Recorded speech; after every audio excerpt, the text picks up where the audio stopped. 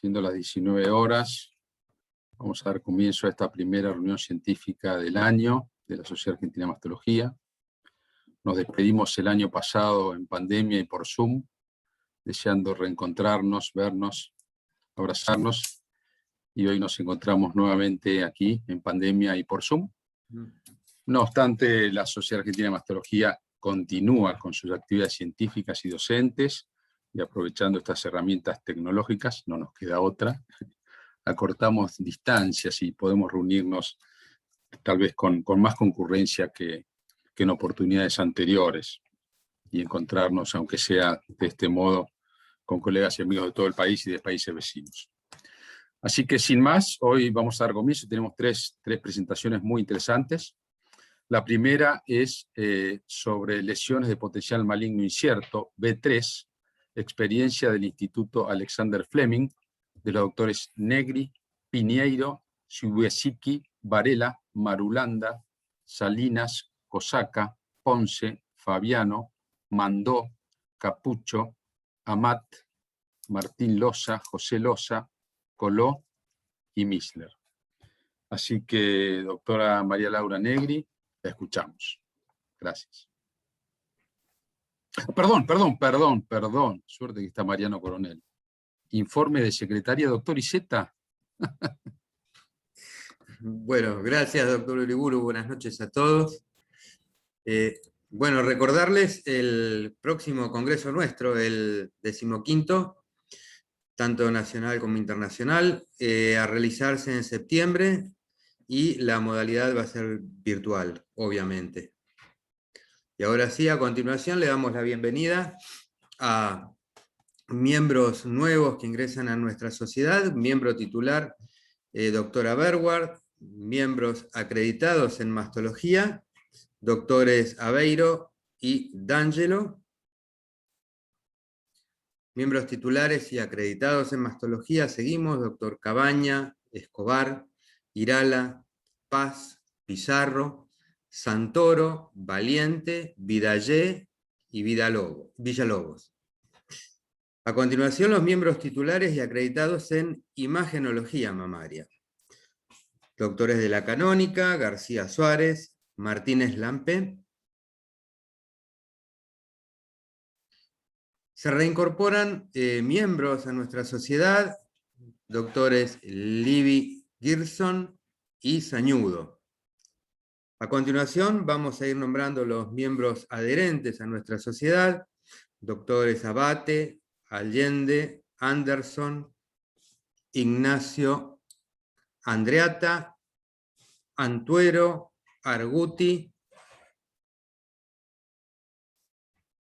Arrupe, Baigorria, Boixart, Borghi, Bustamante, Daniela, Orellano, Cafarati, Carcedo, Castro Fuentes, Cerruti, Chávez, Cuenca, Culazo, Del Rieu, Díaz, Díaz Cavieres, Durante,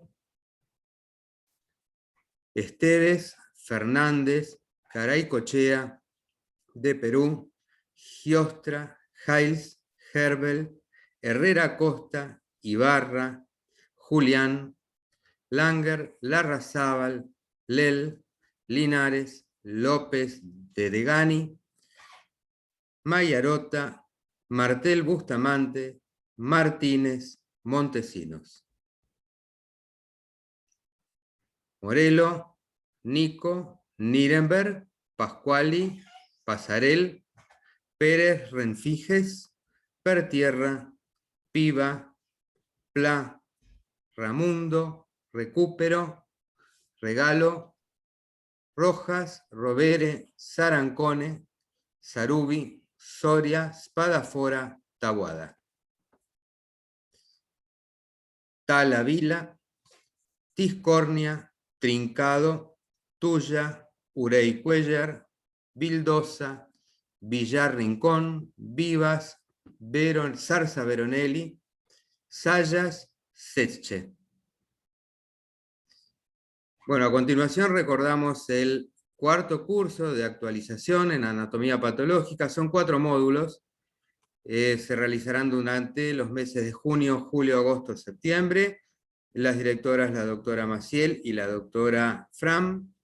Y para tanto informes como inscripción, allí como ustedes ven están el acceso a nuestras páginas y pueden comunicarse a través de ellas para inscribirse. Bueno, nada más.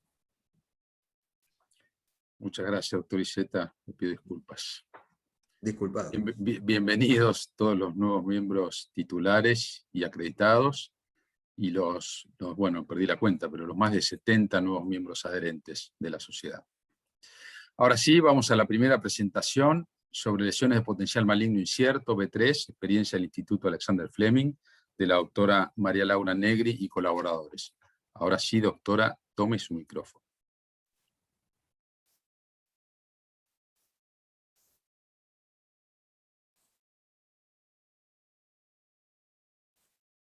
Bueno, hola, buenas tardes. Soy la doctora Negri María Laura. Trabajo en el Servicio de Diagnósticos por Imágenes del Instituto Alexander Fleming. El trabajo que voy a presentar es de lesiones de potencial maligno incierto B3, nuestra experiencia. Estas lesiones representan un grupo de diversas entidades histopatológicas con un riesgo general de malignidad que varía entre un 9 y un 35% después de su completa exéresis. La mayoría de los artículos publicados indican que las lesiones B3 subestimadas corresponden luego de la cirugía a carcinoma ductal in situ o carcinoma invasor de bajo grado. Dentro de esta categoría incluimos a la atipía epitelial plana, hoy conocida como hiperplasia columnar con atipía, a la cicatriz radiada o lesión esclerosante compleja, a la neoplasia lobular clásica, a la hiperplasia ductal atípica, a la lesión papilar y al tumor filodes. Nuestros objetivos fueron revisar la correlación radiopatológica de las lesiones B3 de nuestra institución, evaluar la conducta y establecer el porcentaje de subestimación en relación a las lesiones tratadas quirúrgicamente. Fue un estudio retrospectivo de diseño descriptivo y observacional de un centro monovalente de la Ciudad Autónoma de Buenos Aires entre mayo de 2016 y diciembre de 2019 inclusive. Se revisaron todas las biopsias de la base de datos de procedimientos intervencionistas efectuados en el servicio de diagnóstico por imágenes, las cuales fueron realizadas con agujas de 14 y 16 gauge y 8 y 11 gauge, con sistema de vacío Mamotom bajo guía ecográfica, con equipos Canon Aplio 300, Sario y o estereotaxia, utilizando equipos General Electric. Incluimos a aquellas pacientes que tenían como resultado histológico en la biopsia percutánea uno o más de los siguientes diagnósticos de atipía epitelial plana, cicatriz radiada, hiperplasia ductal atípica, neoplasia lobular, lesión papilar o tumor filodes.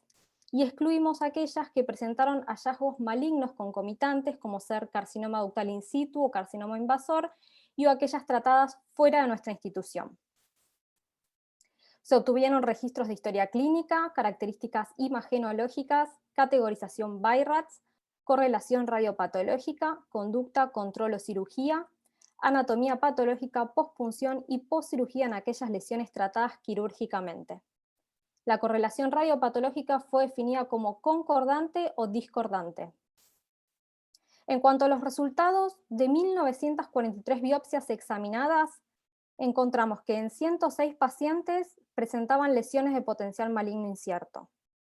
De estas 106 pacientes excluimos 39, siendo objeto de nuestro análisis un total de 67 pacientes analizadas. La prevalencia de lesiones B3 en nuestra muestra fue de 5.4%. La edad media de las pacientes fue de 52 años. En cuanto a la manifestación radiológica, de las 67 pacientes, 29 se manifestaron con nódulos, 25 con microcalcificaciones agrupadas, 7 con distorsiones de la arquitectura, 3 con asimetrías asociadas a microcalcificaciones y 3 con distorsiones de la arquitectura asociadas a microcalcificaciones.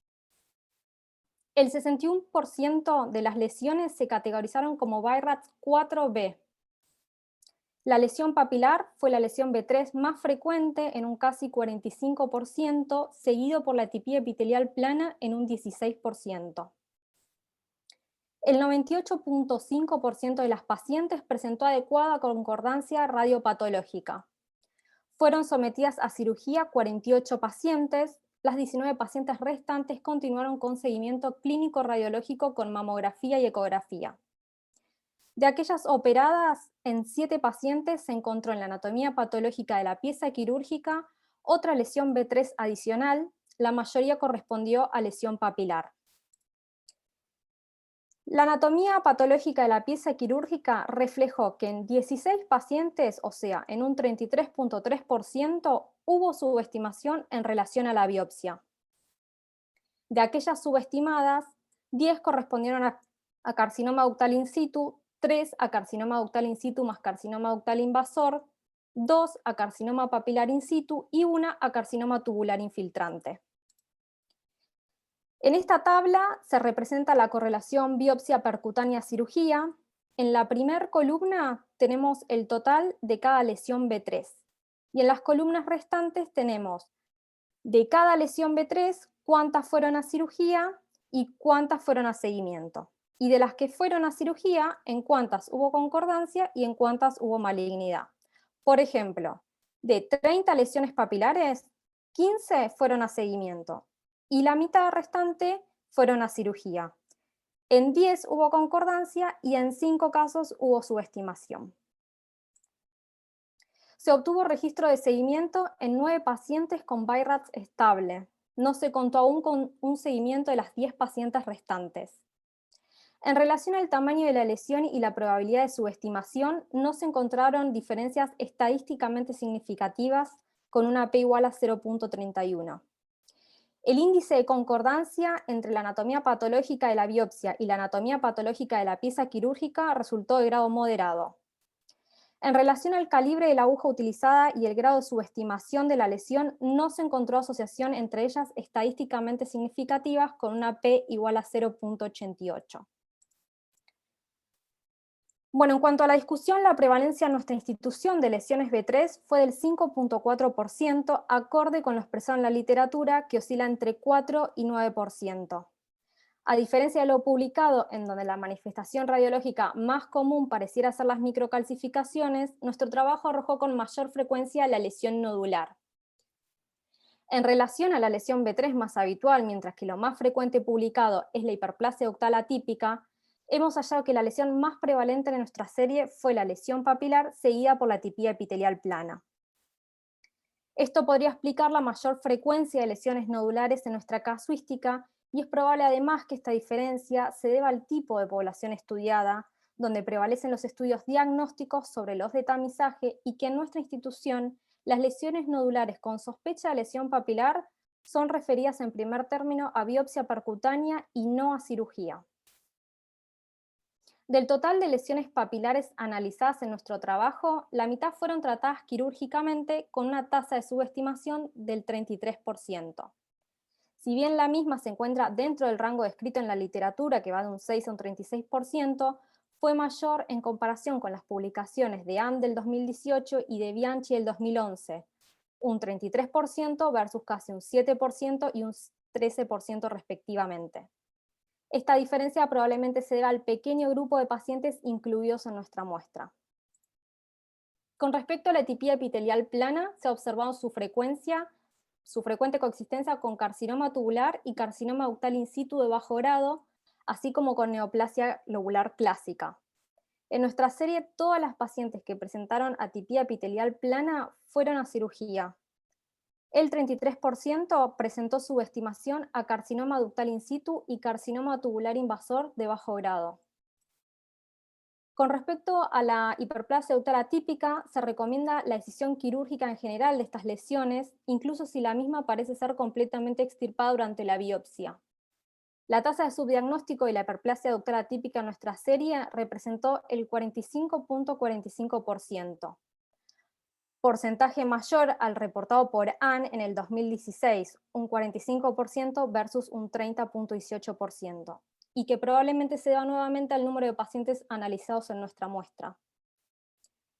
La vigilancia en lugar de la cirugía podría ser apropiada en situaciones especiales, especialmente en la edad avanzada, ya que la mayoría de los carcinomas invasores que se desarrollan son cánceres pequeños de bajo grado. En 2 casos se decidió su seguimiento clínico radiológico, uno debido a la edad y otro debido al antecedente de patología oncológica de origen no mamario, con estabilidad hasta la actualidad. La cicatriz radiada representó casi el 9% de todas las lesiones B3 de nuestra población. La asociación entre cicatriz radiada y carcinoma ductal invasor, carcinoma ductal in situ, es bien conocida, con tasas de malignidad que varían entre un 0 y un 34%. La vigilancia en lugar de su escisión quirúrgica podría considerarse una alternativa en aquellas lesiones que fueron completamente removidas durante la punción biopsia con sistema de vacío bajo guía estereotáxica. En nuestro caso, 1/3 de las pacientes con remoción completa por vacío y un tamaño menor a 1 centímetro se le indicó seguimiento clínico radiológico, mientras que en los 2/3 restantes que fueron a cirugía no se encontró malignidad asociada. En nuestro análisis, la neoplasia lobular representó el 4.5% de las lesiones B3. Siguiendo las guías AGO, debe realizarse exéresis solo si existe discordancia radiopatológica o si coexiste con otra lesión B3 o con otra lesión biológicamente agresiva que requiere extirpación. En nuestra serie se realizó cirugía en el 100% de las pacientes y en un caso se confirmó la presencia de carcinoma ductal in situ. Los tumores filoides son raros y representan el porcentaje más bajo de lesiones B3 de nuestra serie. Se realizó cirugía en la totalidad de las pacientes. En nuestra población representaron casi el 3% del total de lesiones B3 y en todos los casos hubo concordancia en el diagnóstico histológico entre la punción y la cirugía. La subestimación total de todas las lesiones B3 en nuestra serie fue del 33%, acorde con lo expresado en la literatura, que oscila entre un 9 y un 35%. Se conoce que existe la hipótesis que el calibre de la aguja utilizada para la punción biopsia tendría un impacto en la subestimación del tipo de lesión, suponiendo que a mayor calibre, menor grado de subestimación. En nuestra serie no hemos encontrado dicha asociación entre ambas variables. Lo mismo nos sucedió con el tamaño de la lesión y la probabilidad de subestimación, a diferencia de lo publicado por Hussomi en el 2007. Debido a la amplia variedad de lesiones englobadas dentro de la categoría B3, en algunos casos el N fue insuficiente para un análisis estadístico. El manejo institucional de las biopsias percutáneas incluye el análisis de las imágenes, la categorización BI-RADS, la selección del método de biopsia, el calibre de la aguja y la correlación radiopatológica. Esto permite el manejo multidisciplinario institucional para definir conducta clínico-quirúrgica. Como conclusión, en nuestra institución se logró una concordancia radiopatológica cercana al 100% de las lesiones biopsiadas. El porcentaje de subestimación con resultado final de carcinoma ductal in situ o carcinoma ductal invasor de bajo grado se encontró dentro de los parámetros hallados en la literatura. Si bien logramos reducir la tasa de cirugías al 71% de pacientes con lesiones B3, una adecuada selección para efectuar exéresis con aguja por sistema vacío podría reducir aún más el número de cirugías innecesarias y probablemente la tasa de subestimación. Harían falta estudios de mayor número de pacientes para confirmar nuestros resultados. Muchas gracias. Muchas gracias, doctora Negri. Felicitaciones a usted y al grupo por la prolija presentación. Es un tema que sigue siendo de actualidad cada vez más, porque estamos buscando precisamente a lo que apunta este trabajo, ¿no? Es a ver qué subgrupo de estas pacientes pueden prescindir de la cirugía. Mientras los convoco a que hagan sus preguntas, levantando la mano, o por si no se ven, también le pueden enviar un chat a Mariano Coronel, así que los invito a que hagan sus preguntas. Voy a hacer mis aportes a esta presentación, que como le digo es muy interesante, que fue motivo también de una presentación en nuestro grupo, el Servicio de Hematología del Hospital Británico de Buenos Aires, y se publicó en la revista Argentina de Hematología en el año 2012 sobre subestimación diagnóstica de estos procedimientos en este tipo de lesiones. Es curioso, en el trabajo de ustedes, doctora, la mayor incidencia, como usted bien resaltó, de lesiones papilares, de alrededor de un 44%, y menos de hiperplasia ductales atípicas del 15%. En nuestra presentación fue al revés, tuvimos casi el 40% de hiperplasia ductales atípicas y 22% de lesiones papilares. Y nuestras subestimaciones, la mayor fueron las hiperplasias ductales atípicas, el 30%, después la atipia epitelial plana, el 25%, y las lesiones papilares, el 23%. Menciona usted que con respecto a las lesiones papilares operaron la mitad de ellas, y esto es interesante. A eso estamos apuntando, y bueno, y esta discusión puede ayudar, y sucesivas presentaciones como esta pueden ayudar a buscar a qué grupo de estas lesiones pueden prescindir de la cirugía. Lo pueden manifestar mejor los patólogos. Aquellas lesiones que son hallazgos en apenas una parte de un cilindro y no todos los cilindros. Y usted menciona que tuvieron subestimación en el 33% de estas lesiones papilares. Una de mis preguntas es, y es interesante, operaron la mitad de ellas, pero de las que operaron, en 5 de ellas hubo subestimación, o sea, en el 50%. Por eso digo, hay que buscar bien que ese grupo no se opera, porque de la misma forma de las que no se operaron podría haber una subestimación en ese grupo. Obviamente están seleccionando las que no se operan.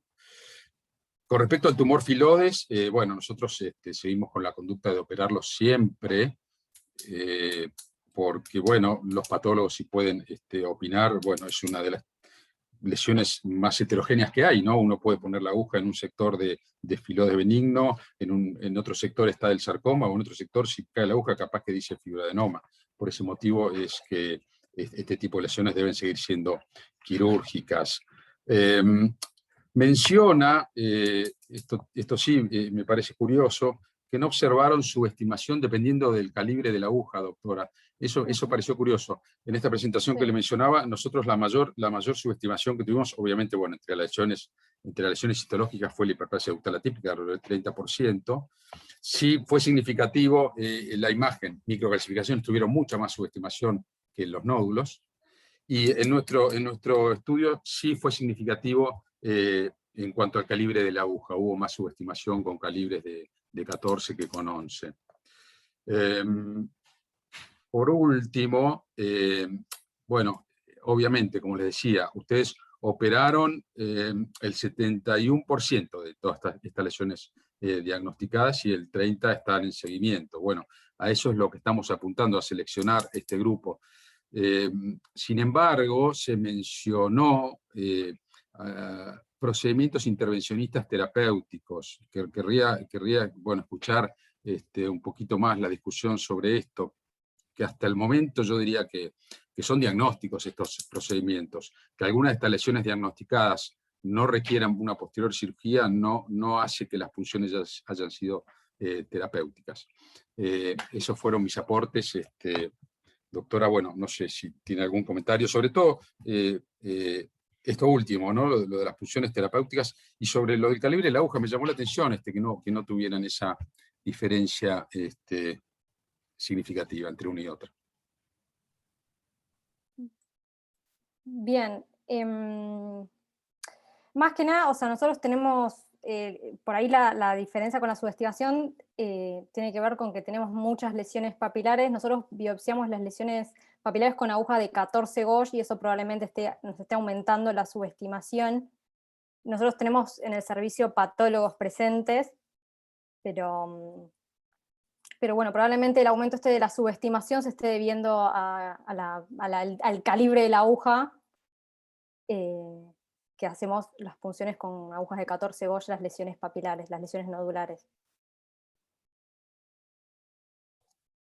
Bien, gracias. ¿Alguien quiere hacer alguna pregunta, algún aporte? No veo manos levantadas, no veo preguntas en el chat.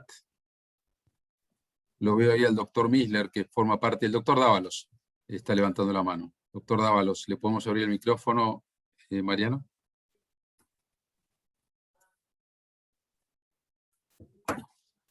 Si yo pudiera, Mariano, no sé si nos estás escuchando, si le podemos abrir el micrófono al doctor Dávalos.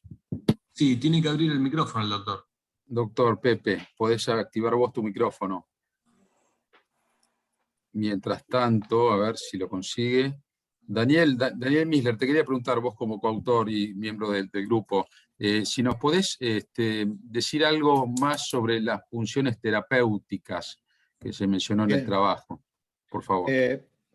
Hay dos guías, dos consensos europeos de Zurich, donde cada vez más ellos tienden a, en ciertos pacientes, en ciertos casos, una vez que se hizo el diagnóstico de una lesión B3 que no sea hiperplasia ductal atípica y que no sea un filodes, intentar hacer, si es pequeña, la resección completa con biopsia por vacío, para reducir la cantidad de cirugías innecesarias.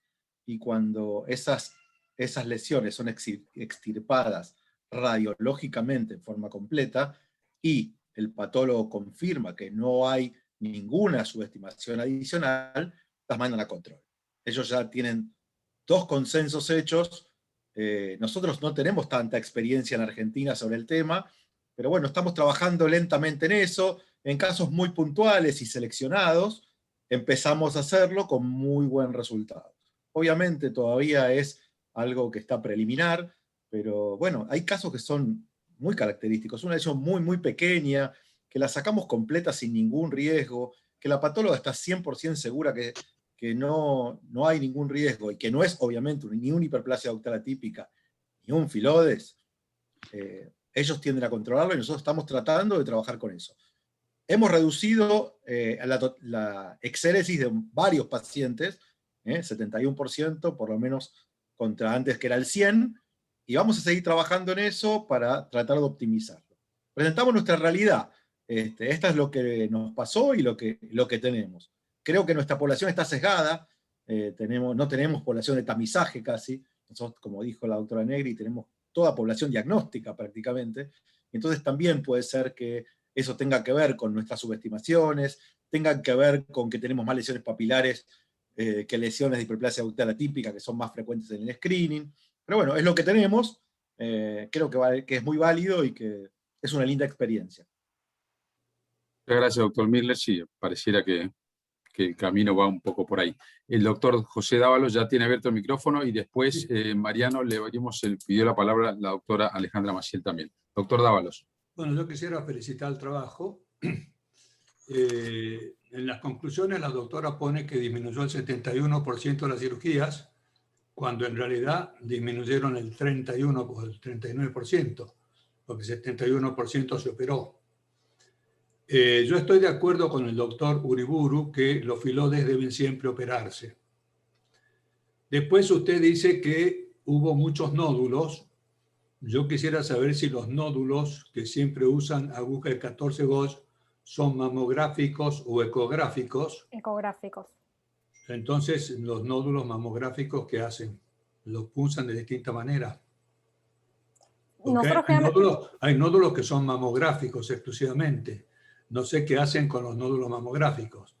Y usted dice, bueno, si los nódulos son papilares, de antemano, ¿cómo sospechan que el tumor puede ser papilar? Yo pienso en un tumor papilar cuando veo un nódulo quístico, que es el nódulo complejo, que es otra cosa. Pienso que el nódulo, salvo que en una aspiración, una biopsia por aspiración, si el papiloma está completo, ya no necesita ninguna otra cirugía. Entonces yo quiero saber en qué se basan, aparte de la edad de la paciente o la comorbilidad que tiene, en qué deciden ustedes operar o seguir. Puede ser antecedentes, puede ser, o sea, ustedes no saben, muestran una subestimación de 33% en casi todas las lesiones que presentaron, que 3 de cada 10 van a tener algo más. Entonces yo creo que hay que tener mucho cuidado en el seguimiento de estas pacientes. Algunas tendrán mama más fácil, otras tendrán mama más difícil. Entonces yo quiero saber en qué basan ustedes, salvo la edad de la persona, en no operar y hacer solamente el seguimiento, y que muchas veces las personas no se van a seguir en su centro para estar seguros y por la seguridad de la misma paciente. Sí, doctor Dávalos, está clara la pregunta para la doctora Negri. Doctora, ¿cuáles son los criterios en este caso? Primero nosotros, o sea, la biopsia, o sea, la lesión se biopsia por el método que mejor se ve en nuestro centro. Y después con respecto digamos, a la conducta hacia seguimiento a cirugía, se discute en grupo multidisciplinario, se tiene en cuenta el tamaño de la lesión, se tiene en cuenta la localización, la edad, los antecedentes de esa paciente. Todo se discute en grupo multidisciplinario en la institución. Gracias, doctora. La doctora Alejandra Maciel había pedido la palabra. Sí, creo que se me escucha. Sí, doctora. Bueno, bueno, yo voy a responder la primera pregunta del doctor Uriburu, que es que todo tumor filoide se debe operar sin ninguna duda. Yo iría un poquito más allá. Todo tumor fibroepitelial con estroma celular se debe operar, porque la única forma de poder llegar a un diagnóstico final, definitivo, es la biopsia quirúrgica. Y a veces, hasta en la biopsia quirúrgica, el diagnóstico diferencial entre fibroadenoma celular y tumor filoides benigno es muy complicado. No dicho solo por mí, sino por especialistas, patólogos mamarios en el mundo. Así que sin ninguna duda, cualquier tumor fibroepitelial con estroma celular hay que operarlo para tener un diagnóstico definitivo. Sin ninguna duda, la otra entidad que hay que operar, por lo menos por ahora, es la hiperplasia ductal atípica, que es la entidad dentro de las B3 tan queridas por los imagenólogos, que tiene la mayor subestimación. 30% de subestimación, aunque está bajando al 20%. La tendencia en el mundo es que está bajando al 20%, pero seguimos diciendo entre 20 y 30%. Y cualquier patólogo puede explicar por qué. Tiene una lógica total y absoluta. El patólogo va a ser conservador en una situación de diagnóstico diferencial entre un ductal in situ de bajo grado y una hiperplasia ductal atípica. La tendencia es errar en el lado conservador. Por lo tanto, vamos a diagnosticar más hiperplasias ductales atípicas en core que después van a ser ductales in situ en la biopsia. ¿Cómo interpreto la subestimación alta de las lesiones papilares? Probablemente por lo que dijo la doctora Negri, a quien felicito porque realmente el trabajo es muy prolijo y muy interesante, porque estas lesiones son las lesiones tema de discusión actual. Probablemente por lo que ella dijo, la aguja de 14 Gauge. La verdad es que eso debe tener que ver, porque todos sabemos que si hacemos un consenso en el mundo, las lesiones papilares con atipía tienen aproximadamente un 36% de subestimación. Las sin atipía tienen menos subestimación. Probablemente tenga que ver con las características de la aguja. Y a lo mejor en las lesiones papilares, que son las otras lesiones que a mí como patóloga me gustaría que no se punzaran, aunque sabemos que se punzan igual, lógicamente, si ustedes me preguntan qué lesión me gustaría que no se punzara, yo digo la lesión papilar, pero se punzan y las diagnosticamos sin ninguna duda. Pero la verdad que habría que discriminar, porque una cosa es una lesión papilar con atipía, otra cosa es una lesión papilar sin atipía, pero fragmentada en la punción, y otra cosa es siempre con correlación radiológica patológica, ¿no? Y otra cosa es una lesión papilar hallazgo, el famoso micropapiloma. Entonces yo creo que habría que discriminar las lesiones papilares para hablar de subestimación. Ese es mi aporte, y bueno, felicitarla a la doctora porque el trabajo me pareció muy bueno. Gracias. Muchas gracias, doctora Maciel, por su aporte. Pasan los años, las décadas, y seguimos discutiendo el tema de las lesiones papilares, y bueno, es curioso. Bueno, antes de pasar a la segunda presentación, una última pregunta o aporte. El doctor Terrier solicitó la palabra. Doctor Terrier.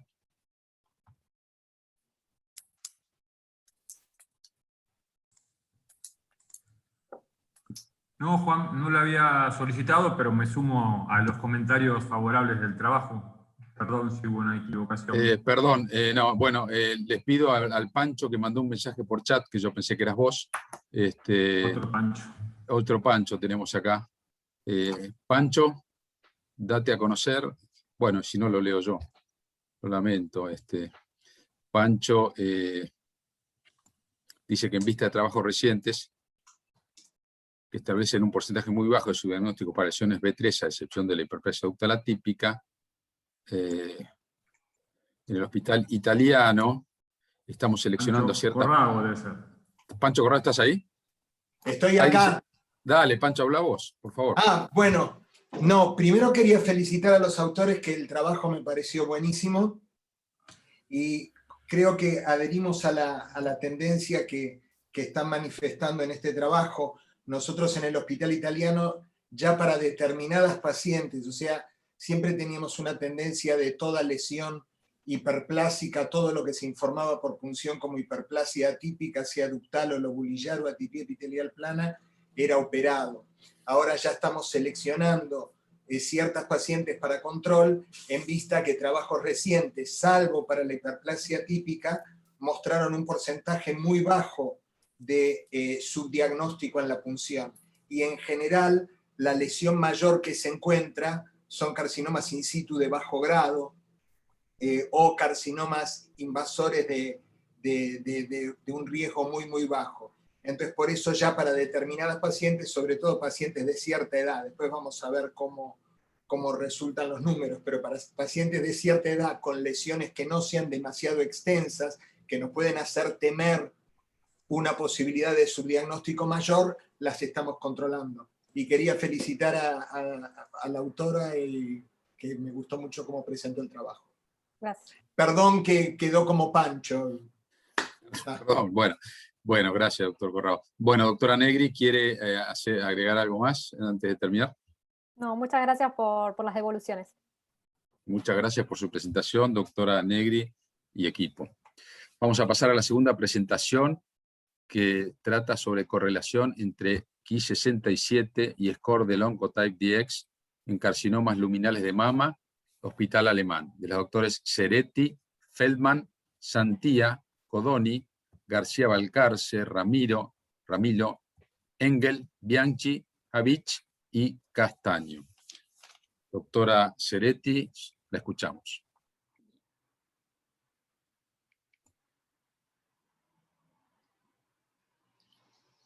Bueno, buenas tardes. Voy a presentar el trabajo que se llama Asociación del antígeno Ki67 y otros factores clínico-patológicos con el score de Oncotype en carcinomas luminales de mama. Bueno, como sabemos, el cáncer de mama es el tumor maligno más frecuente en la mujer en todo el mundo. La mortalidad por cáncer de mama en Argentina es del 9,3%, representando la primera causa de muerte por cáncer en la mujer. La clasificación molecular ha permitido establecer diferentes grupos pronósticos con diferente presentación, desarrollo y evolución de la enfermedad. Sabemos que los luminales son los más frecuentes, en principio luminal A, seguido en frecuencia por luminal B, triple negativo, HER2 positivo. En este trabajo se analizarán solamente tumores luminales HER2 negativos. Como sabemos, los tumores luminales tienen diferencias moleculares y por lo tanto diferente comportamiento. Aquí radica la importancia del Ki67, que es un marcador de proliferación celular, para diferenciar entre otros marcadores entre luminal A y B. Y por otro lado, las plataformas genómicas nos sirven para identificar qué pacientes realmente se benefician con la quimioterapia, para evitar los conocidos eventos adversos del tratamiento en pacientes que pueden resultar en muchos casos sobretratadas, y por otro lado, evitar que pacientes resulten subtratadas. Como objetivo primario es establecer si existe asociación entre el Ki67 y el score de recurrencia Oncotype en tumores luminales de mama. Como objetivos secundarios, evaluar la influencia del Ki67 y el score en la decisión terapéutica, evaluar si se establece una asociación entre el riesgo clínico determinado por el tamaño tumoral y el grado histológico y el score de recurrencia, entre la invasión linfovascular y el score de recurrencia, y por último, entre axila positiva hasta un ganglio y el score de recurrencia. Bueno, es un estudio retrospectivo observacional descriptivo que abarca el periodo de tiempo 2009 a 2020. Se incluyeron 68 pacientes con una mediana de edad de 57 años. Los criterios de inclusión fueron sexo femenino, tumores luminales HER2 negativos, T1, T2, con axila negativa o positiva hasta un ganglio, que hayan realizado Oncotype, y en base al resultado del score se dividieron en dos grupos, menor o igual a 25 y mayor a 25, basándonos en el estudio Taylor, donde se demostró que globalmente, cuando el score es menor o igual a 25, no habría beneficio de la quimioterapia. Los criterios de exclusión fueron pacientes masculinos, tumores no luminales, luminales HER2 positivos, bilaterales, mayores de 5 centímetros, y axila con más de un ganglio positivo.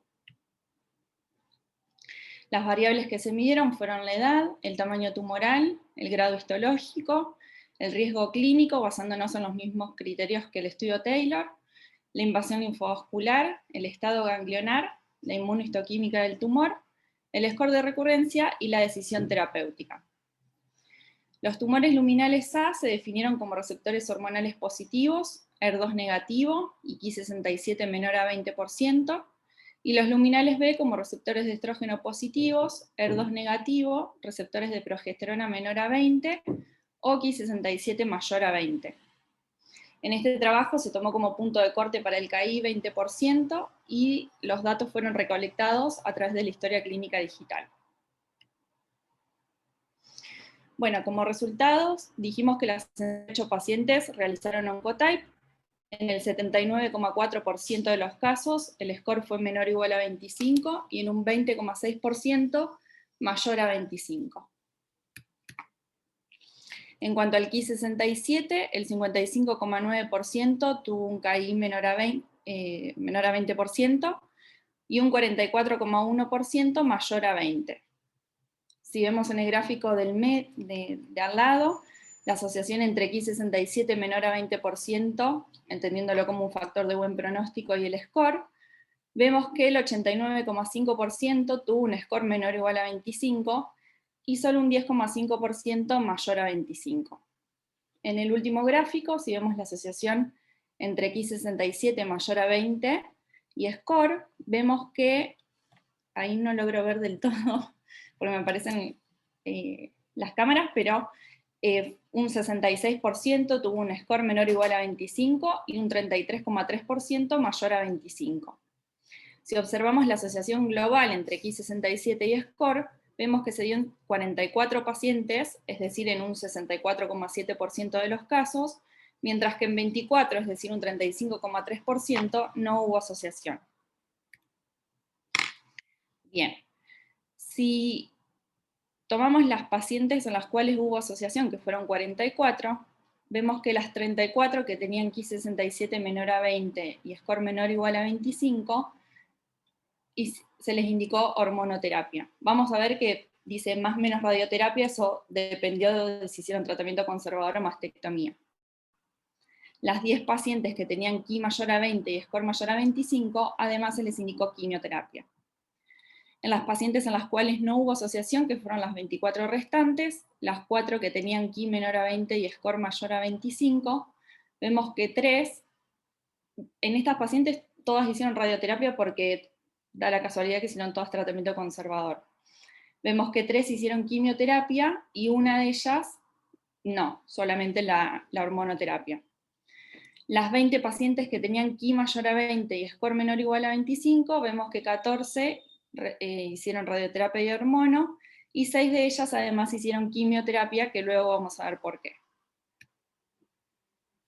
En cuanto al riesgo clínico, el 58,8% tuvo bajo riesgo clínico, un 39,7% alto, y en un 1,5% de los casos fue indeterminado porque no se pudo identificar el grado histológico.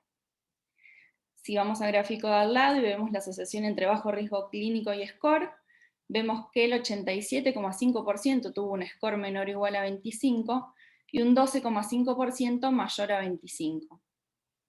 En el último gráfico, la asociación entre alto riesgo clínico y score, vemos que en un 29,6% de los casos el score fue mayor a 25 y en un 70,4% menor o igual a 25.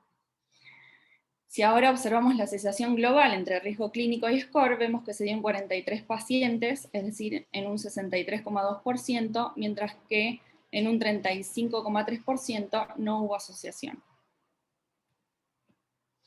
Por último, del total de pacientes, 9 de ellas presentaron invasión linfovascular positiva, y si vemos la asociación con el score, vemos que solamente un 11,1% tuvo un score mayor a 25, y el 88,8% menor o igual a 25.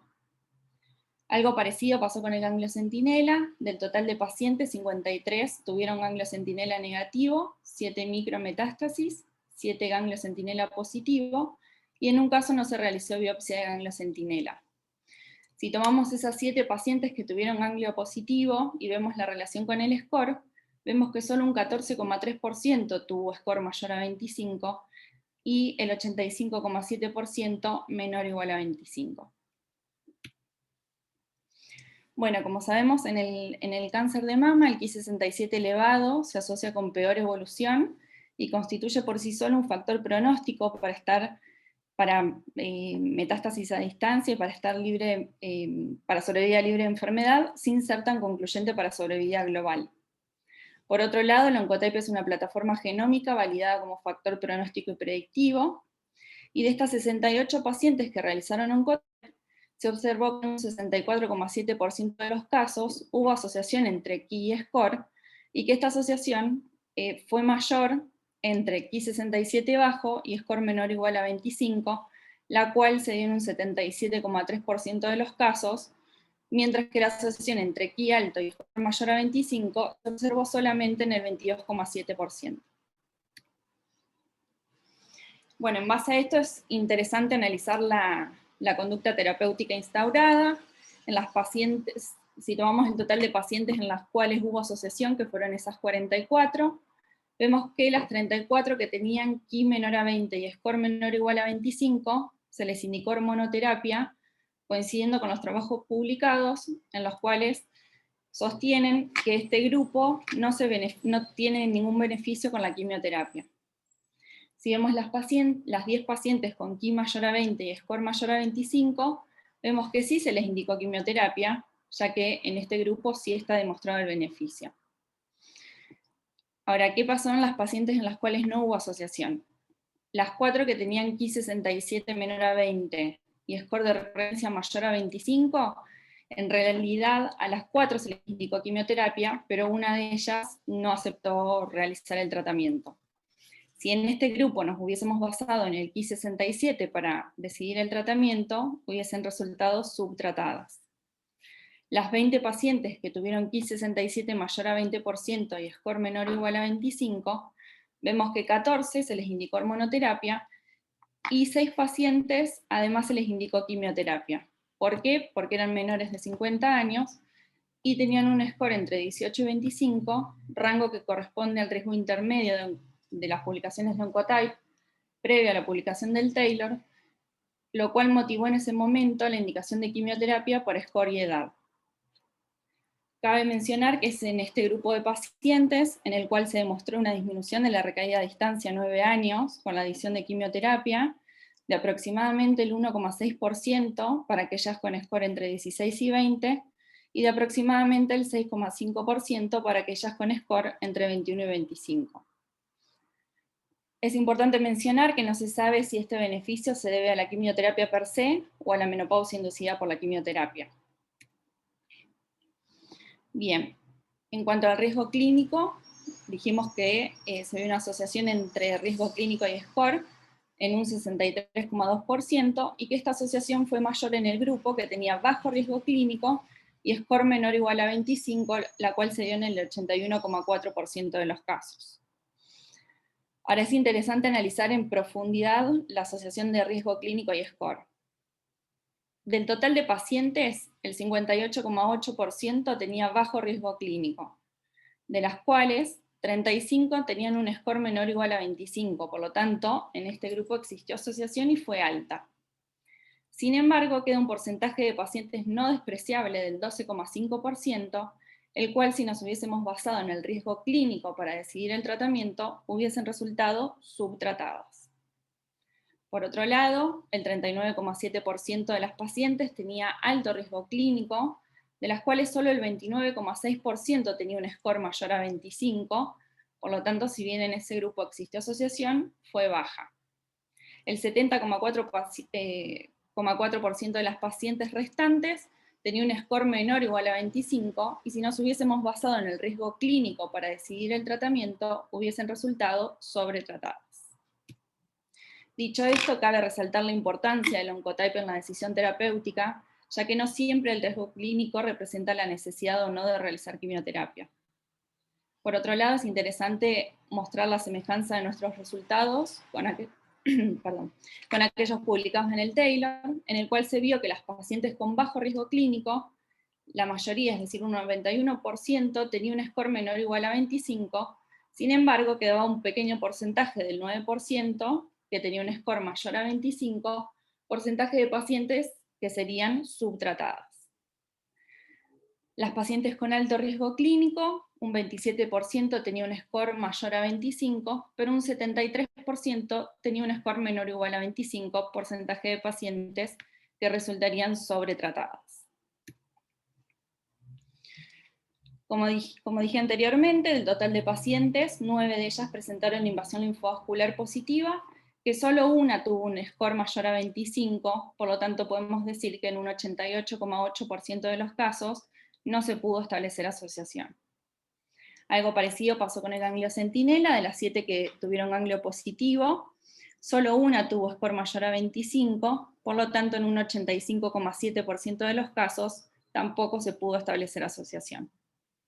Si bien algunos estudios sostienen que la combinación de los datos de la inmunistoquímica con los parámetros clínico-patológicos proveen información pronóstica superior al Oncotype, este último por sí mismo tiene gran peso a la hora de establecer el pronóstico y respuesta al tratamiento, lo que es fundamental ofrecer a toda paciente con un tumor luminal la oportunidad o la posibilidad de realizar una plataforma genómica, ya que tanto el Ki67 como otros factores clínico-patológicos, como puede ser la invasión linfovascular o el estado de la axila, no demostraron ser superiores ni suficientes. Bueno, como conclusión y a modo de resumen, podemos decir entonces que se observó alta asociación entre Ki67 bajo y score menor o igual a 25 en un 77,3% de los casos, no así entre Ki67 alto y score mayor a 25, que se dio en un 22,7%. En todos los casos el tratamiento se decidió en base al resultado del score, por tener alto nivel de evidencia y valor predictivo, por lo que podemos decir que el Ki67 es un factor pronóstico útil a tener en cuenta cuando no disponemos de Oncotype, pero no alcanza como factor individual para la implementación o no de la quimioterapia.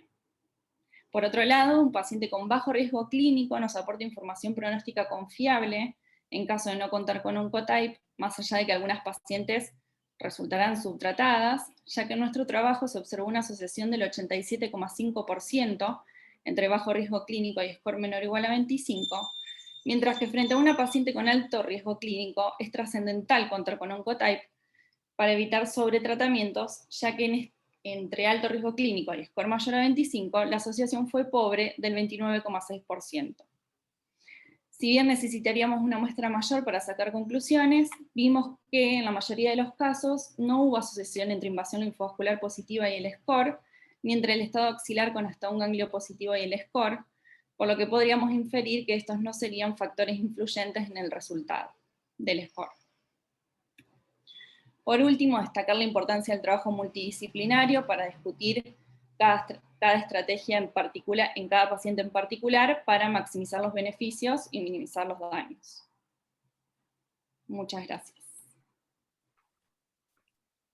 Muchas gracias, doctora Ceretti, por su prolija presentación. Felicitaciones. Mientras los invito a que hagan sus preguntas o sus aportes.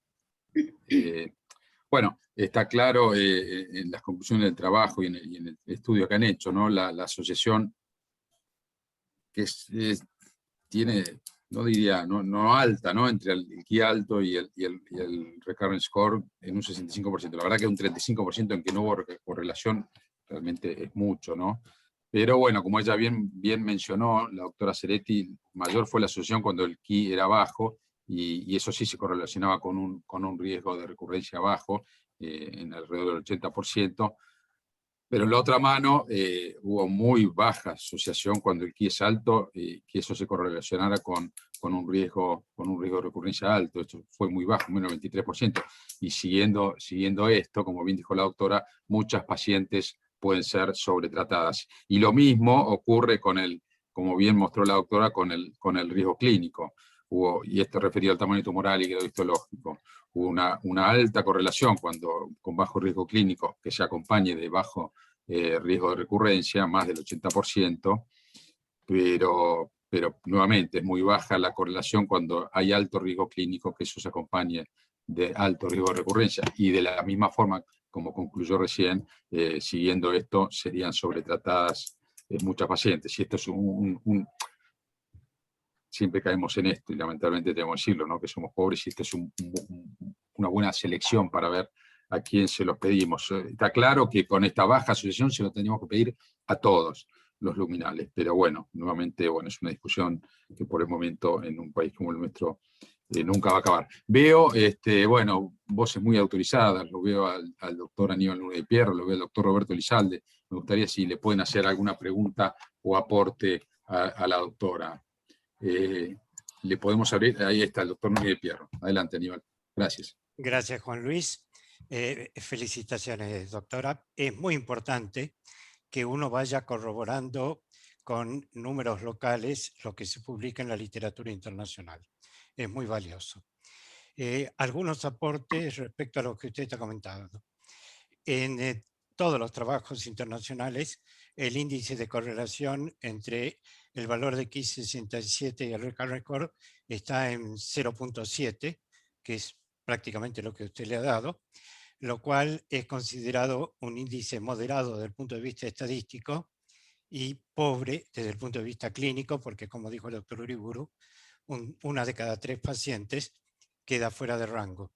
En cuanto a la correlación entre valores del recurrent score y Ki-67, ustedes mismos como Hospital Alemán han sido coautores de un trabajo que 4 países latinoamericanos, por supuesto entre ellos la Argentina, presentó en ASCO del 2020, el estudio Registry, en el cual se muestra que ninguno de los factores clínicos patológicos tiene una correlación aceptable con el resultado del recurrent score. Respecto a la probabilidad de que resultados de Ki-67 bajo conlleven a recurrent score bajos, acá hay una pequeña diferencia. El estudio Plan B, que es un estudio prospectivo del grupo alemán occidental, que incluyó un número naturalmente muy importante de pacientes, resulta que el 9% de pacientes que tienen recurrent score por encima de 25 es solamente cuando el Ki-67 tiene valor de corte en 14. Cuando el valor de corte se lleva hasta 20, el porcentaje de pacientes con recurrent score entre 0 y 25 puede llegar hasta el 40%. Y por último, en el año 2018, el doctor Velo publicó un análisis respecto a una observación que usted hizo que es muy interesante, porque esto a veces se pasa por alto, que es si la axila positiva tiene algún impacto en el recurrent score. Velo estudió más de 650.000 pacientes, 650.000 pacientes estudiadas con Oncotype, y hizo la diferenciación en aquellas con axila negativa, con micrometástasis o con macrometástasis. En todos los casos, el recurrent score por encima de 0,25 no estuvo entre el 14 y el 17%. Es decir, la positividad de la axila no expresa la biología tumoral subyacente. Y le dije último, pero le engañé, el último se lo digo ahora. En cuanto a la correlación entre el resultado de recurrent score y tratamiento, 2 cosas. Si la paciente es axila negativa y en la medida que ustedes con muy buen criterio toman el riesgo clínico en consideración, entonces las pacientes con recurrent score entre 16 y 20 no tienen un 1.6% de beneficio, que es el promedio. Aquellas con riesgo clínico bajo, el beneficio es 0. De hecho, estadísticamente menos 0,3. Mientras que en aquella de riesgo clínico alto, el beneficio es 6.5%. Que no tiene nada que ver con el del otro grupo, el número de casualidad es igual. Así que, y para las decisiones terapéuticas, no solamente con el caso de axila negativa, que con esto estaríamos saldados con lo que ya dijimos, sino que en el caso de axila positiva, probablemente ustedes no disponían cuando estuvieron elaborando este trabajo de los resultados del responder, ¿no? Porque, claro, que cambia sustantivamente la cosa. Felicitaciones a todo el grupo, un grupo muy serio, e insisto en la importancia de tener cifras propias. Gracias. Gracias, doctor Núñez de Pierro. Sí, tal cual, opino lo mismo, de replicar nuestros propios números y hablar de nuestra experiencia. Doctora Ceretti, ¿quiere hacer algún comentario al respecto? No, agradecer también las intervenciones. Muy bien. ¿Alguien más quiere hacer una pregunta o aporte a la doctora? Bueno, muy bien, doctora Ceretti, muchas gracias, felicitaciones. Muchas gracias, doctor. Vamos a pasar a la tercera y última presentación de esta noche sobre solicitud de test genético BRCA1 y 2, análisis retrospectivo en 103 pacientes de la Clínica Universitaria Reina Fabiola y en el Instituto Oulton de la ciudad de Córdoba. Doctora Paola Ponzi, doctora Vidallé, doctor Winokur, Ludward y Belia. Doctora Paola Ponzi, la escuchamos. ¿Cómo le va? Buenas tardes. Bueno, voy a hablar de la solicitud de test genético BRCA1 y BRCA2 y en un análisis retrospectivo de 103 pacientes. El cáncer de mama hereditario representa entre el 5 y el 15% del total de los cánceres de mama y la mutación de los genes BRCA1 y BRCA2 pertenecen al grupo de genes considerados de alto riesgo para desarrollar cáncer de mama y ovario de tipo hereditario. La consulta oncogenética involucra es un proceso que involucra la identificación y el asesoramiento de estas personas con riesgo de cáncer hereditario familiar, como así también la solicitud del estudio y el análisis o la valoración de los resultados con la recomendación posterior a los mismos. La NCCN establece guías que se actualizan anualmente acerca de criterios que deberíamos tener en cuenta en para solicitar los estudios genéticos a pacientes que tengan un alto riesgo de desarrollar cáncer de mama y ovario, para los cuales va a ser necesario además contar con información de la familia, porque muchos de estos criterios van a tener que ver no solamente con el paciente, sino con los antecedentes familiares vinculados a cánceres en general, como por ejemplo el de mama, el cáncer de próstata, como por ejemplo el cáncer de páncreas o el cáncer de ovario. Nosotros vamos a compararnos con las guías del NCCN 2019, entonces aquí puedo mencionar un poco los criterios de testeo que tenían que ver con individuos que tengan una mutación patogénica familiar conocida en el gen BRCA1 y BRCA2, la historia familiar, la historia personal de cáncer de mama, asociados, por ejemplo, a la edad menos de 45 años o a los 46 a 50 años, pero que tengan antecedentes familiares vinculados con este tipo de tumores, o que sean diagnosticados en pacientes de menos de 60 años con cánceres triple negativos, o bien diagnosticados a cualquier edad, pero que tengan un familiar cercano con las características que se mencionan allí, como por ejemplo cáncer de mama en menos de 50 años, cáncer de ovario, cáncer de mama en el hombre, cáncer de mama metastásico, o por ejemplo el cáncer de páncreas. A su vez, la ascendencia judía-askenazí y la presencia de un cáncer de mama per se es un criterio para la solicitud de un test BRCA1 y BRCA2. La historia personal de cáncer de ovario, sobre todo el cáncer seroso, la historia personal de cáncer de mama en el hombre, como decía previamente, el metastásico de próstata, el cáncer de páncreas. También pacientes que tengan una variante patogénica detectada en BRCA1 y BRCA2 detectada en el tumor, es indicativo para solicitar en la línea germinal, estudio germinal, y también aquellos pacientes que si bien no tienen una historia familiar, pudieran ser beneficiados del estudio BRCA1 y BRCA2 para determinar un tratamiento con drogas target. Hay también casos donde los individuos no tienen los criterios anteriormente establecidos, pero tienen familiares de primero o segundo grado con estos cánceres anteriormente mencionados y deberán ser tenidos en consideración para la solicitud del gen. Cuando identificamos mujeres portadoras de variantes patogénicas, esto tiene múltiples implicancias para el médico, para lo que tiene que ver con el tratamiento, las medidas que se tienen que llevar a cabo, sea de medidas de prevención, en los cuales aquí el consenso que se llevó a cabo en el año 2014 para el manejo de pacientes de alto riesgo clarifica muy bien cuáles serían las recomendaciones, y por otro lado la identificación de mujeres portadoras de variantes patogénicas también tiene implicancias para ella y para su familia el obtener un resultado de una mutación patogénica. Nuestro objetivo fue analizar si los criterios para la solicitud de estudios BRCA1 y BRCA2 a estas pacientes que nosotros les pedimos cumplían o no con los criterios indicados con las guías del NCCN. Y por otro lado, describir los aspectos clínicos, moleculares y epidemiológicos de las pacientes portadoras de las mutaciones en gen BRCA1 y BRCA2 que detectáramos, como así también la afectación personal de cáncer de mama y ovario, características clínicas y patológicas de los mismos y las conductas de prevención instauradas. El trabajo fue de un descriptivo retrospectivo observacional con las pacientes atendidas en la consulta asesoramiento genético entre julio del 2015 a julio del 2019, en la Clínica Universitaria Reina Fabiola en el Instituto Ultor. Se tomaron los datos a partir de las historias clínicas electrónicas de las pacientes, y los criterios de inclusión fueron pacientes a quienes se les solicitó el estudio genético para las mutaciones BRCA1 y BRCA2 luego de la consulta oncogenética en el periodo referido. Y excluimos pacientes que tuvieron historias clínicas incompletas.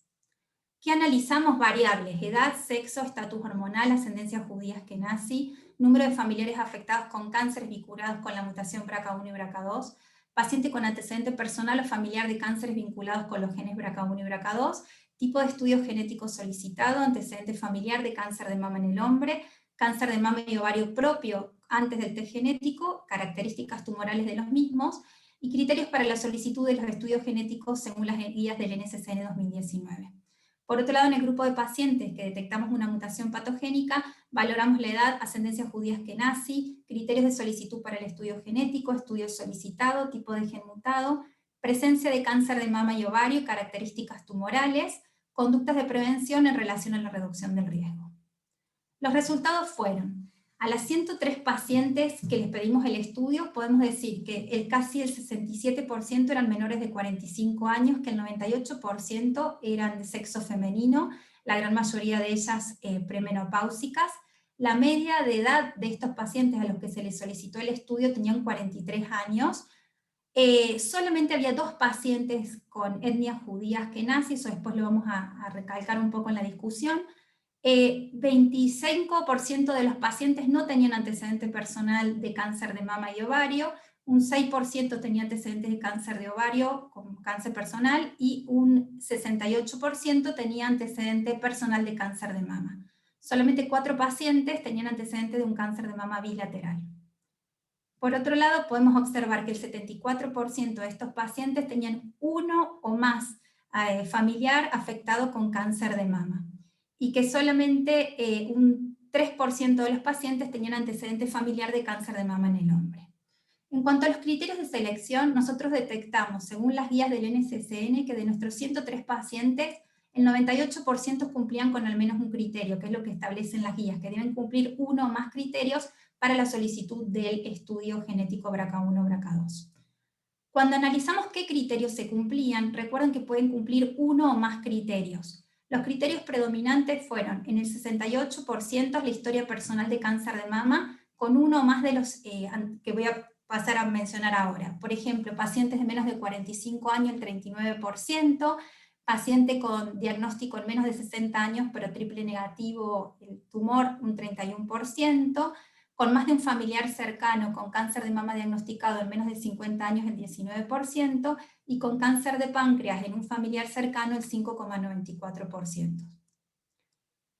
A su vez, encontramos 6 pacientes que tenían antecedente personal, historia personal de cáncer de ovario, y el 8,91% tenía historia familiar de mutaciones patológicas o probablemente patológicas en BRCA1 y BRCA2.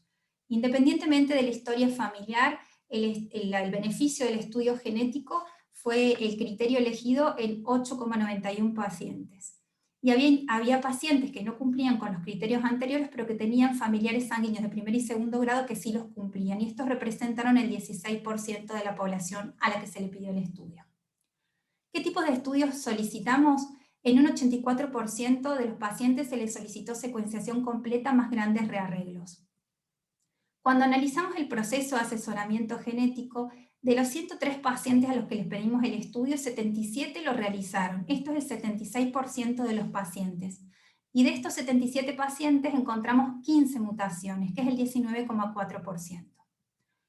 Los resultados de los estudios: obtuvimos 61 resultados negativos para mutación, 7 pacientes con una mutación en BRCA1, 8 pacientes con una mutación en BRCA2 y una variable de significado incierto en el gen BRCA1.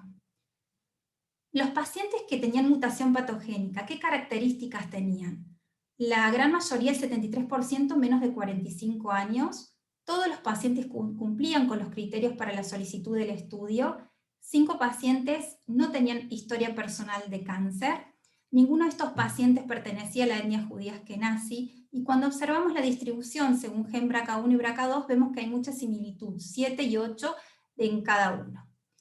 En cuanto a los pacientes con historia personal de cáncer de mama, observamos que 7 de 9 pacientes tenían menos de 40 años, que el tipo histológico predominante fue el carcinoma ductal, y que en cuanto a la inmunohistoquímica, observamos 4 casos de luminal y 4 casos de triple negativos y un caso en un paciente ER2.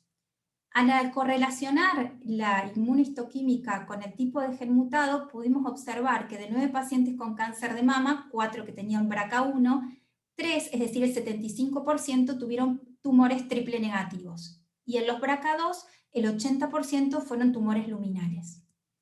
¿Qué tipo de estrategia se siguió adelante con estos pacientes? El 46,6% eligió una estrategia quirúrgica en reducción de riesgo. Y el 53% hizo seguimiento más menos imágenes. Ningún paciente optó por la estrategia de quimioprevención. En cuanto a los criterios para la solicitud de estudios genéticos, analizándolo un poco en retrospectiva, que tenían estos pacientes a los que le encontramos la mutación, vemos que de los pacientes que tenían cáncer de mama, de los 9, 7 eran pacientes con menos de 45 años. Y el 88% además tenía un familiar sanguíneo de primer grado con cáncer de mama en menos de 50 años. El 44% tenían menos de 60 años con un carcinoma triple negativo, y el 66% tenían más de 2 familiares con diagnóstico de cáncer de mama a cualquier edad. Con la discusión voy a comenzar ahora.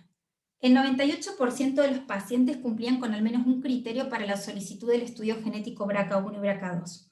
Si bien el número de estudios genéticos y la disponibilidad de acceso a los mismos ha ido cambiando en el transcurso de los años, el cumplir con los criterios de selección luego de la asesoría según las guías del NCCN contribuye a validar el proceso, la calidad del proceso, seleccionar y optimizar los recursos humanos económicos, ya que sabemos que no todas las pacientes tienen acceso a poder realizar los estudios y no todas las coberturas médicas cubren esos estudios, o sea, los estudios genéticos.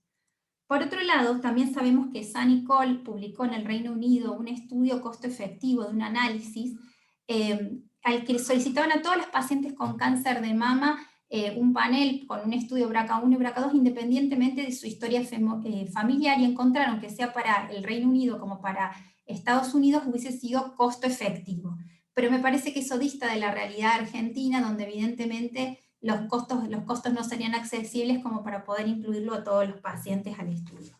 Y por otro lado, no quiero dejar de mencionar que existen modelos de cálculo de riesgo para determinar la posibilidad de una mutación en un paciente en BRCA1 y BRCA2, como el BCR-APRO, el BADICE o el TAGIR-Q6, pero como recomienda el consenso intersociedades, hay que tener en cuenta que estos estudios, sobre todo el BCR-APRO, no han sido validados en nuestra población en Argentina.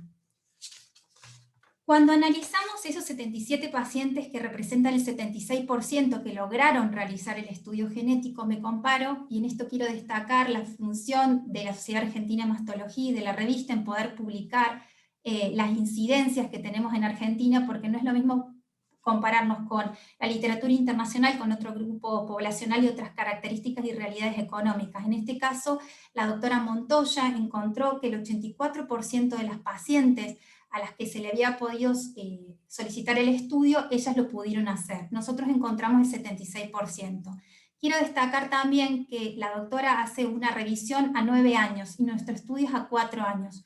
Muchas veces desde que se solicita el test hasta que la paciente logra la autorización o toma la decisión de realizarlo puede transcurrir un poco de tiempo, y a lo mejor por eso pudiera ser un poco menor, además de la realidad socioeconómica y de las coberturas que han ido cambiando a lo largo de los años y que todavía puede seguir siendo una limitación.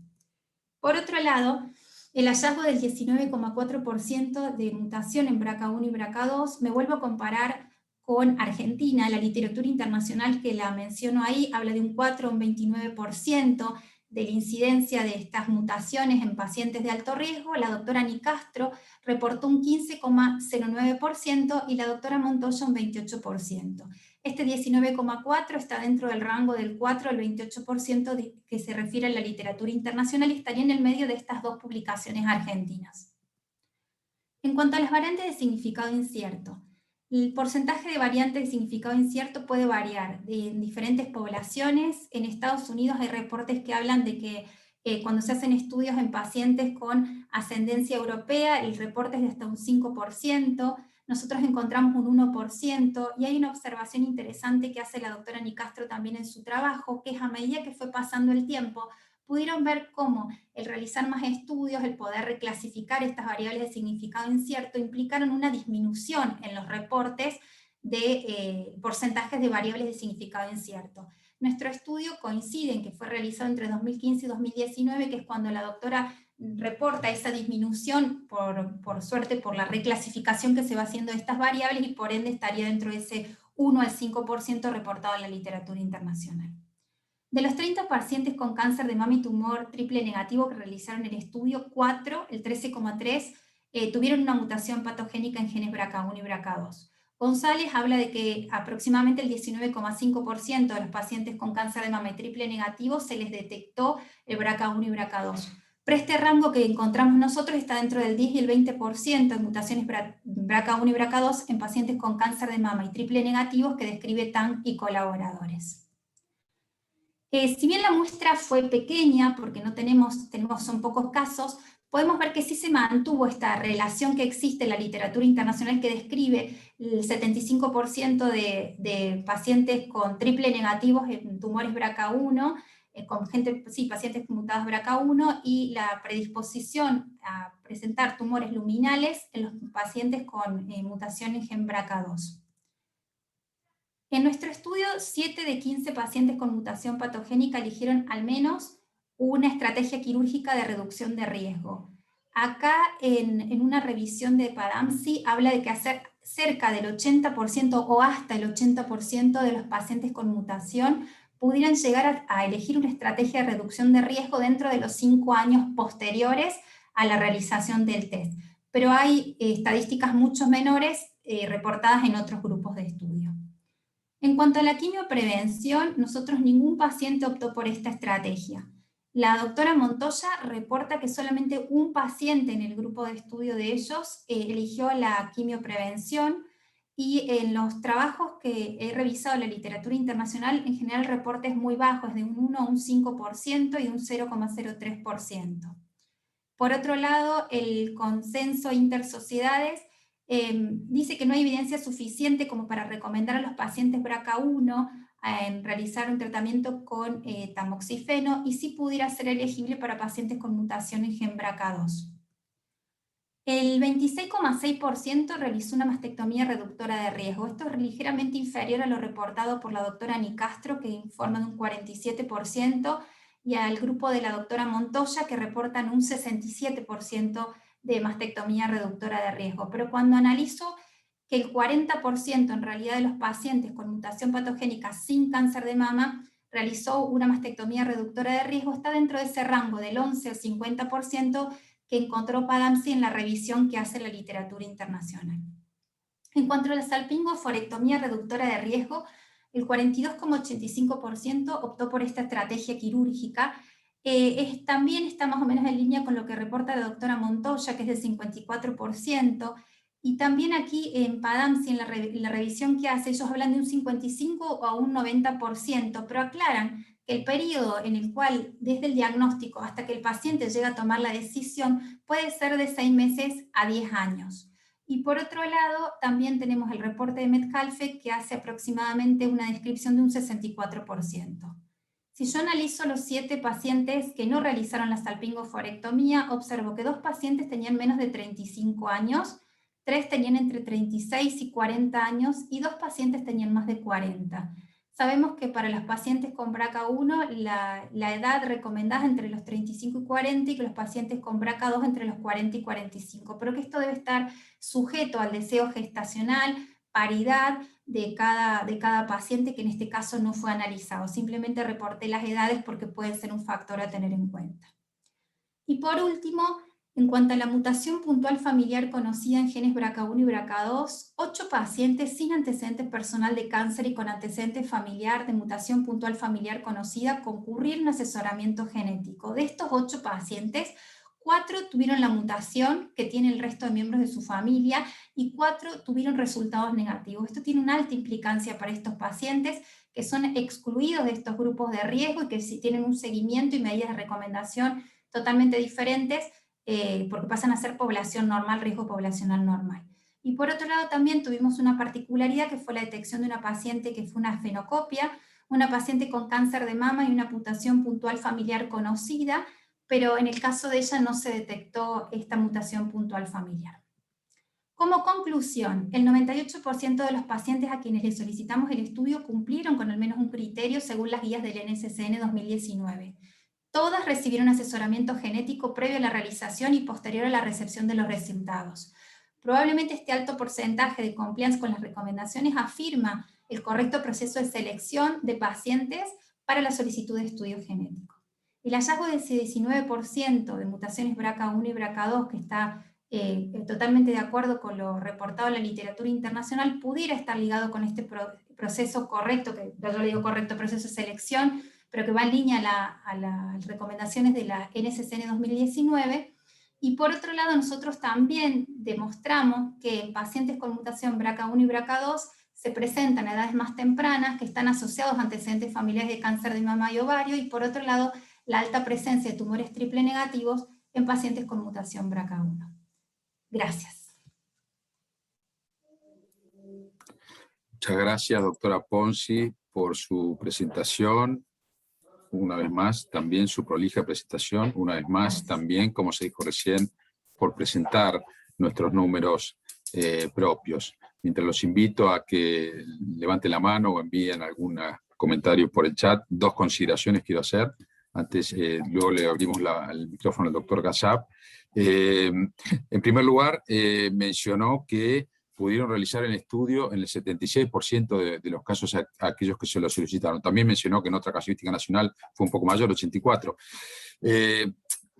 Cuesta conversar esto, ¿no? Ni deberíamos conversarlo cuando deberían serse el 100% de los estudios solicitados en otro escenario, pero en nuestro medio, la verdad que haber logrado el 76% no me parece una cifra despreciable, al contrario, y sé que haber llegado a ese número, primero habla de no tener un subregistro, de que tengan el registro de a quienes se los pidieron y quienes no lo pudieron hacer.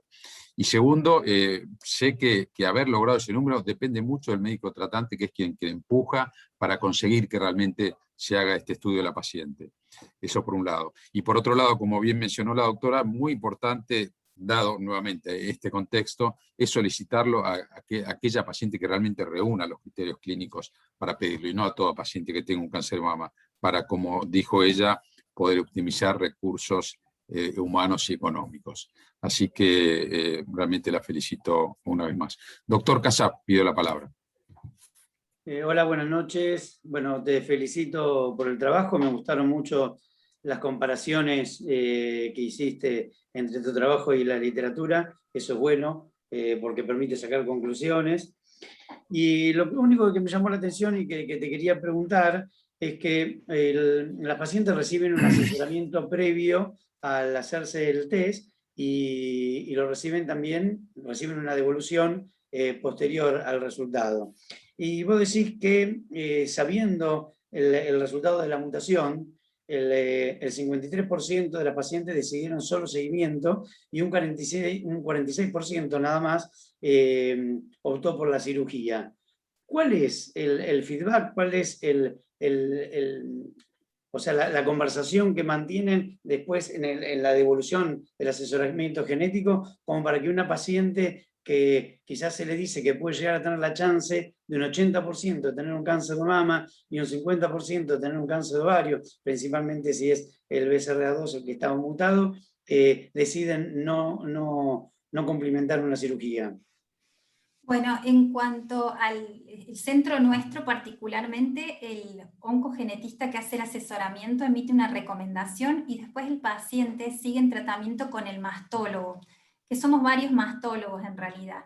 Y esto tiene que ver con una discusión muy personalizada. Hay pacientes que están transitando un cáncer de mama y reciben esta información, entonces quieren curarse de lo que tienen y hasta que toman la decisión en realizar otra cirugía o una cirugía contralateral o el cáncer de ovario. Muchos pacientes sabemos también que al realizar una salpingoforectomía reducís el 50% de tener un riesgo de cáncer de mama. Y por otro lado, la mastectomía reductora de riesgo no ha disminuido, o sea, no ha logrado disminuir aumentar la sobrevida. Lo que hace es disminuir el impacto de un segundo tumor primario en la mama contralateral.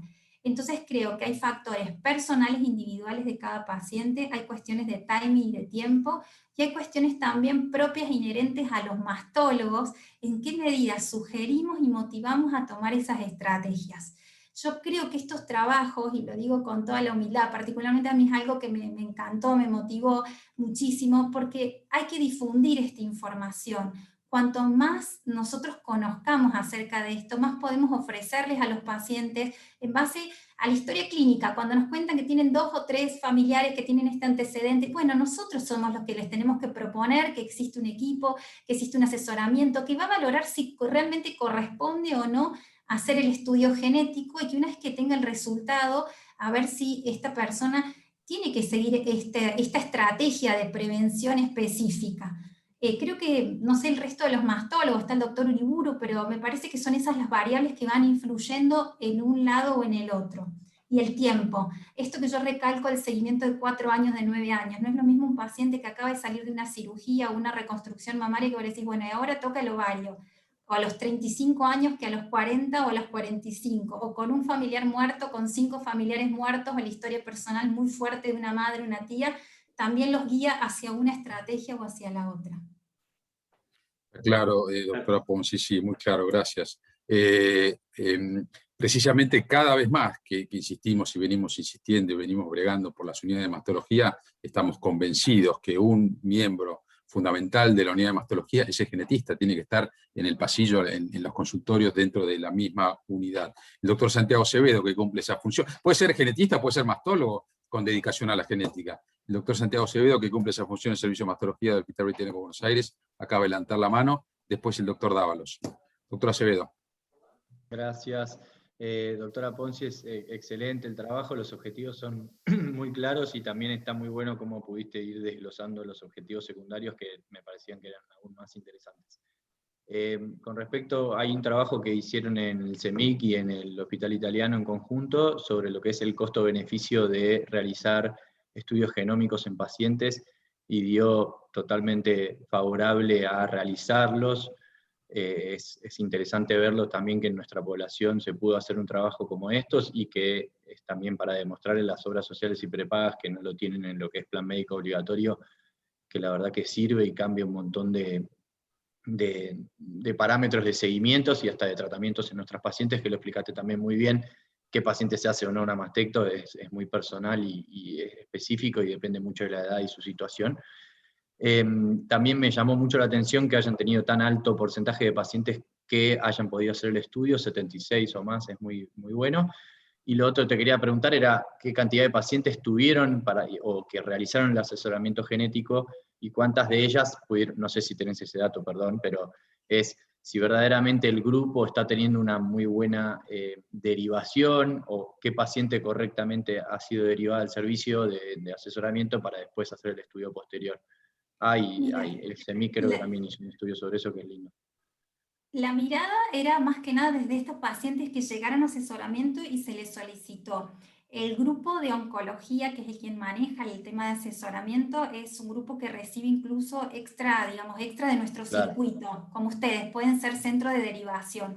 Lo que sí me pareció muy interesante es que las que llegaban y se les pedían realmente tenían criterio. Como lo dije en el trabajo, me parece súper acertado para poder también validar que lo que estás pidiendo a las obras sociales te lo estás pidiendo porque tienen criterio, lo que estás encontrando lo estás encontrando porque estás seleccionando bien las pacientes. Entonces un poco lo que manifestabas vos, este costo-beneficio, que si bien no le podemos pedir masivamente, como establecía San, a todo el mundo, que me parece también medio alocado, a lo mejor el día de mañana puede llegar a ser como hacerte un análisis de sangre, ojalá que sea así. También es cierto que no todas las pacientes tienen deseo de enterarse si tienen una mutación, y que eso también es respetable, que hay gente que prefiere no saberlo, que le cuesta asumir esa información y que a veces va más motivada cuando vos le decís por la implicancia que pudiera tener en su descendencia que en la propia decisiones que pudiera tomar para con ella misma, ¿no? Perfecto. Gracias, doctora Ponzi, muy bueno. Nada, de nada, a ustedes. Gracias, doctora. El doctor Dávalos había pedido la palabra y el doctor Núñez de Pierro, a continuación, no sé si está con nosotros todavía. Doctor Dávalos. Bueno, primero quiero felicitar a la doctora Ponzi por la claridad de sus explicaciones, que nos ha enseñado mucho. pero yo hago patología mamaria, pero vengo de la ginecología. Es cierto que una mastectomía de reducción de riesgo es una operación agresiva, altera la conformación del cuerpo de la mujer, pero al mismo tiempo en la mama tenemos muchos más elementos para hacer un diagnóstico más precoz. Total. Tenemos la mamografía, tenemos la resonancia magnética, tenemos la ecografía. Y podemos llegar a veces temprano. Pero en el ovario solamente tenemos la ecografía y se salvan solamente las pacientes que desarrollan un cáncer dentro de un quiste. De 10 cánceres de ovario, a 8 llegamos tarde. Entonces nosotros decimos que con la mama consensuamos con la paciente, pero con el ovario no negociamos. Si la paciente es joven, le decimos que después de tener los hijos, a los 40, 42 años, hacemos la ovarectomía. Y si la paciente ha terminado su vida de procrear, o está en los 50 años, o los 45, o los 60, tiene que hacerse la ovarectomía, porque el 80% ya encontramos o diagnosticamos el cáncer de ovario en un estadio 3, enfermedad peritoneal, que es incurable. Al ovario no lo controlamos, porque la ecografía ni el CA125 es suficiente. Entonces yo creo que la mama la podemos negociar. Con el ovario no negociamos, doctora. Al ovario lo operamos. Ese es el criterio que tenemos la mayor parte de lo que sabemos algo de ginecología en nuestro país. Coincido con usted, doctor, me parece totalmente importante su apreciación. De hecho, en nuestro trabajo solamente un 20 y pico % optó por la mastectomía y el 42% por la salpingoforectomía, es decir, que predominaba eso, y yo en la discusión del trabajo pongo exactamente lo mismo que usted, que creo que también existen más estrategias de seguimiento y de prevención o diagnóstico precoz con la mama y no tanto con el ovario. Y vio que en la presentación yo también pongo que si bien había sido un 42%, 7 pacientes que no habían tomado la decisión aún, de esas pacientes había 2 que eran menores de 35 años, o sea, no estarían en rango, había 3 que estaban entre los 36 y 40 años, donde yo no analicé si habían tenido paridad o no cumplida. Entonces, cuando miro el grupo, en realidad solamente 2 pacientes que pudieran haber sido operadas tenían más de 40. No era que era tan grande el grupo que no habías elegido esa estrategia. Y coincido con usted que la gran mayoría de los diagnósticos de cáncer de ovario se diagnostican en estadio 3 y estadio 4, y donde ya las medidas que podemos tomar son muy pocas. Bueno, muchas gracias, doctora Ponzi, gracias a todos los que hicieron sus aportes. Bueno, estamos puntuales, 20:30, es una buena hora para terminar. Gracias a las 3 presentadoras de sus prolijos 3 buenos trabajos. Gracias a todos los participantes, hoy fuimos aproximadamente 280, esto comparado con los que nos veíamos en el Salón de la AMA, la verdad que estimula para que sigamos viniendo y participando. Así que los invito a que nos sigamos viendo los últimos jueves de cada mes a las 19 horas, y será hasta pronto. Gracias a todos por su presencia y por su participación. Felicitaciones a todos. Gracias. Gracias.